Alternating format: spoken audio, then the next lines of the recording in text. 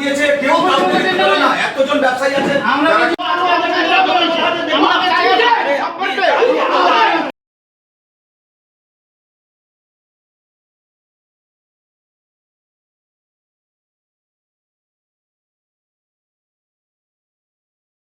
গাছ কাটার টেন্ডার করাকে কেন্দ্র করে কাটমানির অভিযোগ প্রধানের বিরুদ্ধে। সরকারি নিয়ম মেনে এই টেন্ডার করা হয়েছে দাবি করে অভিযোগ অস্বীকার প্রধানের। শুক্রবার দুপুর 2টা নাগাদ পূর্ব মেদিনীপুর জেলার এগরা 1 ব্লকের ঋষি বঙ্কিমচন্দ্র গ্রাম পঞ্চায়েত অফিসে পঞ্চায়েত প্রধান রৌফ হোসেনকে বিক্ষোভ দেখালো স্থানীয় কাঠ ব্যবসায়ীরা। অভিযোগ, গ্রাম পঞ্চায়েত এলাকার 11 লক্ষ টাকা মূল্যের সরকারি গাছ কাটার একটি টেন্ডার করে স্থানীয় গ্রাম পঞ্চায়েত। 13ই মার্চ সেই টেন্ডার ইস্যু করে তা গোপনে রাখা হয়েছে। পাশাপাশি 20 মার্চ ও 21শে মার্চ টেন্ডার গ্রহণ ও টেন্ডার খোলা হয়েছে, কিন্তু তা কোনোভাবে প্রকাশ্যে আসেনি। কাটমানি খেয়ে নিজেদের লোককে গোপনে গাছ কাটার টেন্ডার দিয়েছে গ্রাম পঞ্চায়েত প্রধান। সেই অভিযোগ তুলেই প্রধানকে ঘিরে বিক্ষোভ দেখায় স্থানীয় কাঠ ব্যবসায়ীরা।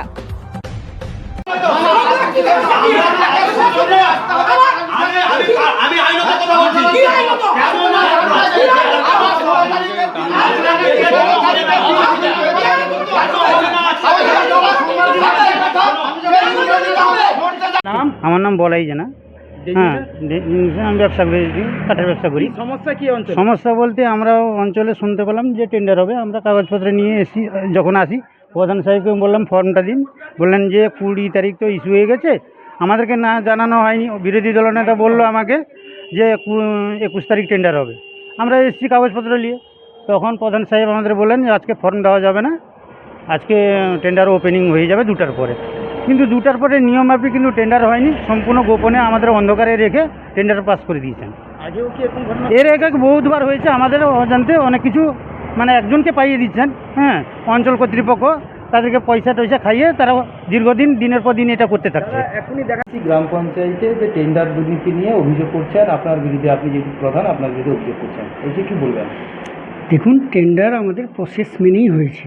যতটা গ্যাপ রাখার কথা সেই গ্যাপটা রেখে আমরা 13 তারিখে নোটিশ করেছি। 20 তারিখ আর 21 তারিখ দুদিন আমার টেন্ডার প্রসেসিং আছে।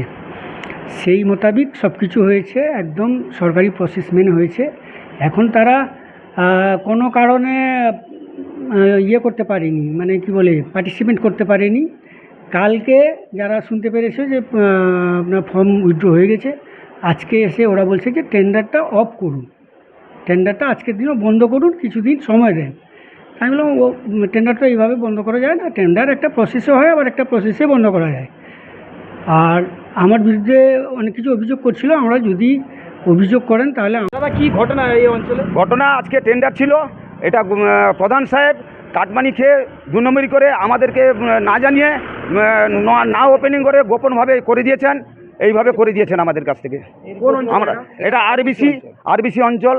আপনারা জানলেন কিভাবে? আমরা জানলাম লোকের মুখ থেকে শোনা, কিন্তু বহিরাগত এসে টেন্ডার করে নিয়ে চলে গেছে গোপনভাবে। আমরা কিন্তু জানি না এই অবধি।